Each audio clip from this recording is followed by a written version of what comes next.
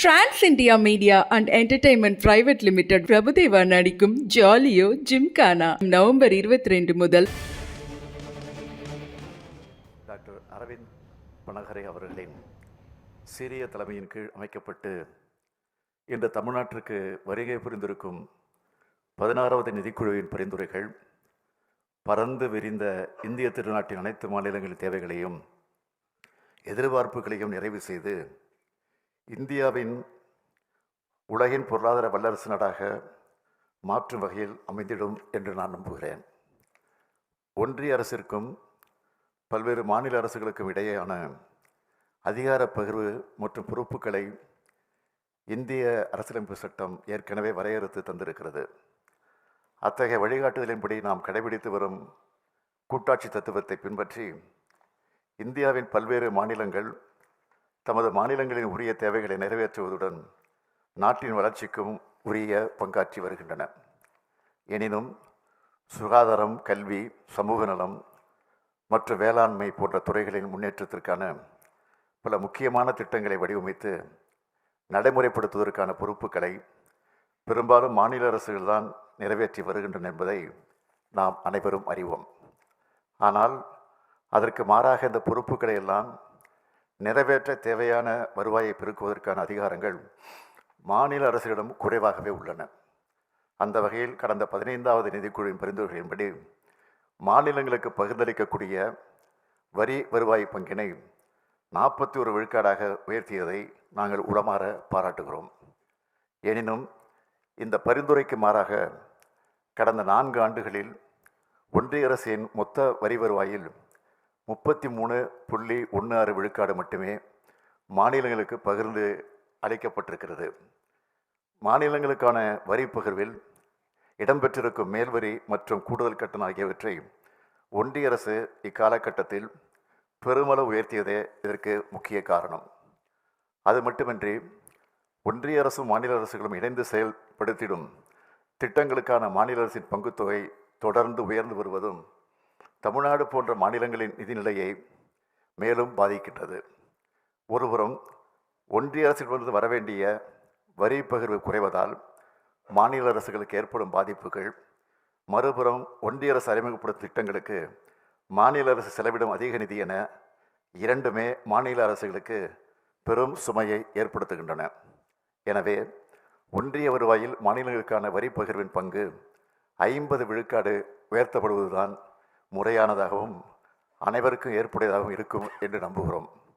இவ்வாறு 50 விழுக்காடு பங்கீடு வழங்கப்பட்டால் மட்டுமே மாநிலங்கள் தங்களுடைய தேவைகளுக்கேற்ப வளர்ச்சி திட்டங்களை செயல்படுத்தி நிதி மேலாண்மையில் உரிய சுயாட்சியுடன் செயல்பட இயலும்.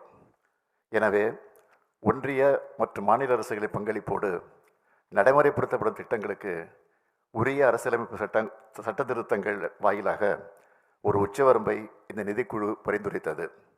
மாநில அரசுகளுக்கான 50 விழுக்காடு வரி பகிர்வை உறுதி செய்திடும் என்று நான் நம்புகிறேன். மாநிலங்களுக்கு இடையேயான வரி பகிர்வினை முறைப்படுத்துவதில் சமச்சீரான அணுகுமுறை தேவைப்படுகிறது. 9வது நிதிக்குழு பரிந்துரைத்த 7.931 விழுக்காட்டிலிருந்து கடந்த 15வது நிதிக்குழு பரிந்துரைப்படி 4.079 விழுக்காடாக தமிழ்நாட்டிற்கான வரி பகிர்வு தொடர்ந்து வீழ்ச்சியை சந்தித்து வந்துள்ளது. நாட்டிற்கே வழிகாட்டும் வகையில் பல முன்னோடி நலத்திட்டங்களை அறிமுகப்படுத்தி செம்மையான நிர்வாகத்தை தொடர்ந்து நல்கி வரும் தமிழ்நாட்டின் முன்னேற்றத்தை தொய்வடைய செய்து தண்டிப்பதைப் போல தற்போதைய வரி பகிர்வு முறை அமைந்துள்ளது என்பதை நான் சுட்டிக்காட்ட வேண்டிய நிலையில் இருக்கிறேன்.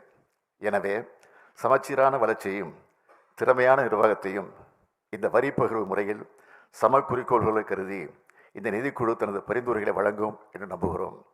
நாட்டின் சமச்சீரான வளர்ச்சியை எதிர்நோக்கும் வகையில் வளர்ச்சி குன்றிய பகுதிகளுக்கு தேவையான நிதியை வழங்குவது அவசியம் என்றாலும், அதே வேளையில் பல்வேறு வகையிலும் சிறப்பாக செயல்படும் மாநிலங்களுக்கு தேவையான நிதி ஆதாரங்களை அளிப்பதன் மூலமாகவே அவற்றின் வளர்ச்சியை தக்க வைப்பதுடன் அந்த மாநிலங்களின் வளர்ச்சி பாதைக்கும் வழிவகுக்க முடியும் என்பதையும் நிதிக்குழு கவனத்தில் கொள்ள வேண்டும்.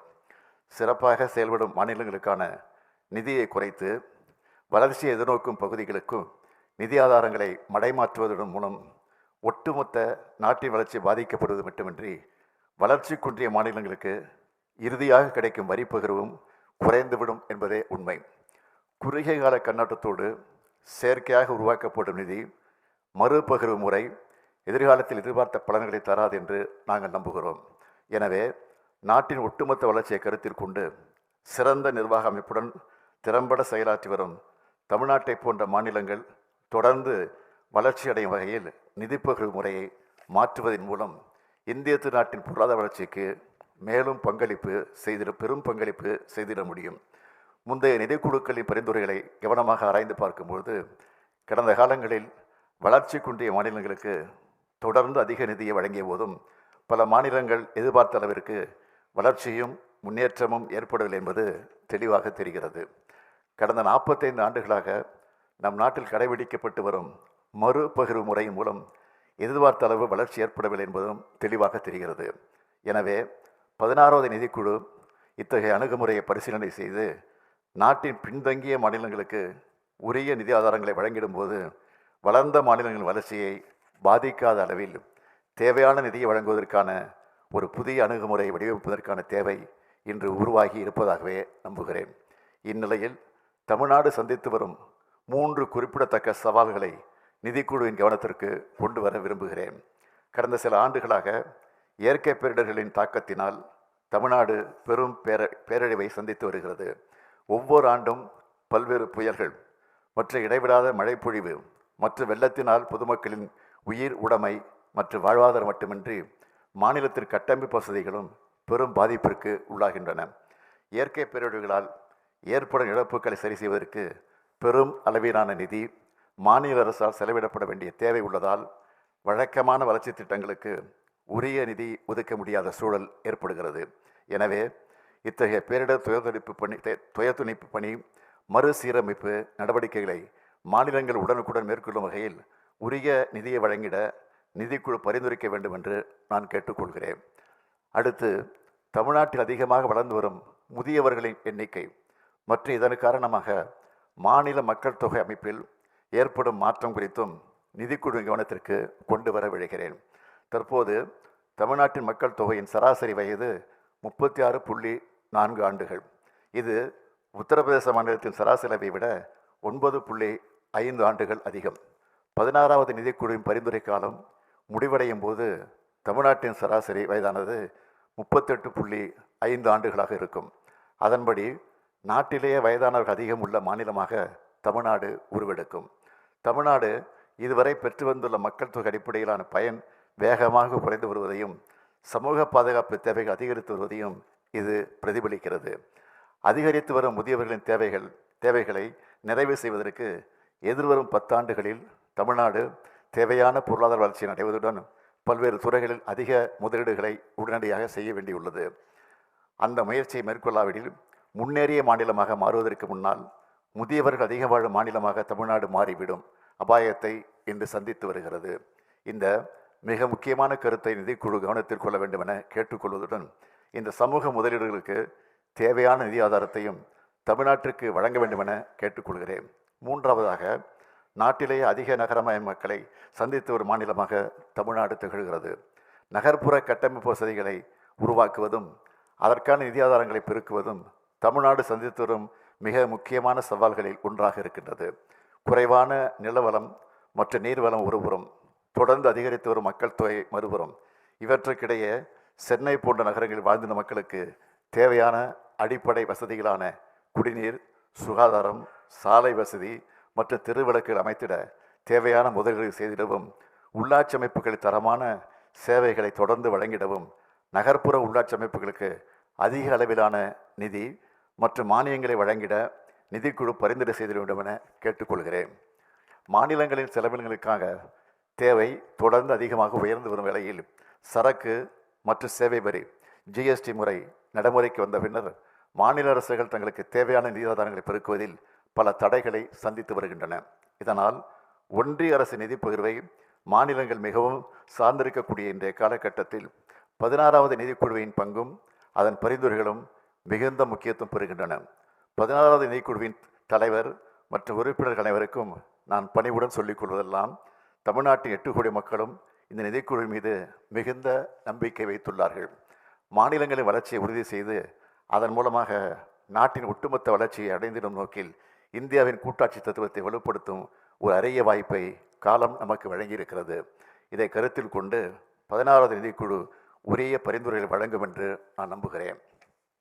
தமிழ்நாடு அரசின் சார்பாக நிதிக்குழுவின் பரிசீலனைக்கு வழங்கப்படவிருக்கும் விரிவான அறிக்கையினை கவனத்துடன் பரிசீலித்து கடந்த காலங்களில் பல்வேறு நிதிக்குழுக்களின் பரிந்துரைகளினால் தமிழ்நாட்டுக்கு இழைக்கப்பட்ட அநீதிகளுக்கு உரிய தீர்வை 16வது நிதிக்குழு வழங்கும் என்று உறுதியாக நம்புகிறோம்.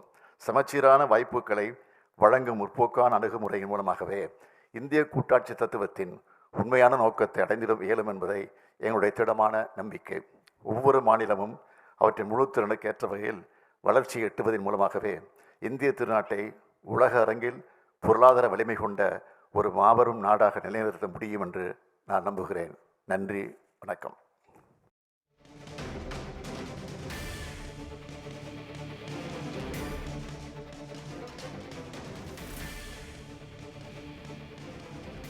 பதினாறாவது நிதிக்குழுவுடன் முதல்வர் ஆலோசனை நடத்தி வருகிறார்.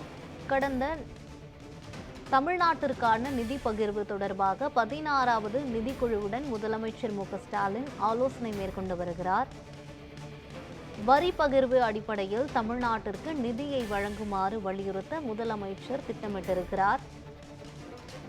சென்னையில் நிதிக்குழு தலைவர் அரவிந்த் தலைமையிலான குழுவுடன் ஆலோசனை தொடங்கியிருக்கிறது.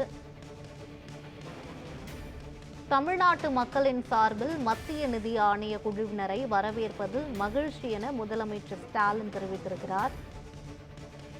இது பற்றிய கூடுதல் விவரங்களை வழங்குவதற்காக செய்தியாளர் சாமுவேல் எபினேசர் இணைப்பில் இருக்கிறார். சாமுவேல், விவரங்கள் என்ன பதிவு பண்ணுங்க.